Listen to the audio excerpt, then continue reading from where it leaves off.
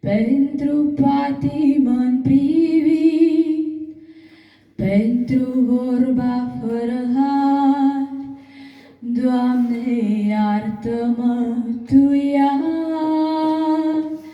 pentru timpul meu pierdut, fără rodul ce l-ai vrut, fără dragoste și har. Doamne, iartă-mă Tu iar. Iartă-mă, iartă-mă,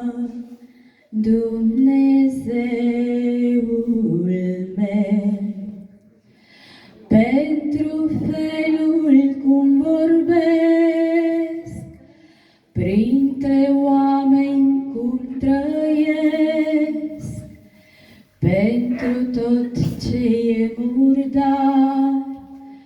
Doamne, iartă-mă Tu iar, pentru nevegherea mea, fără a face voia Ta, pentru traiul în zadar. Doamne, iartă-mă Tu iar.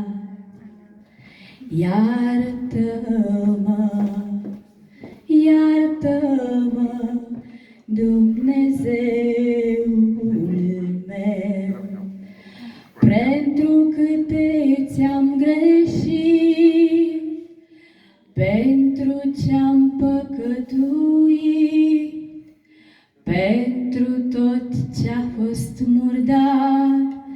Doamne, iartă-mă Tu iar, căci iertarea ce mi-o dai îmi păstrează-mi loc în rai și mă zboară iar și iar către veșnicul hotar.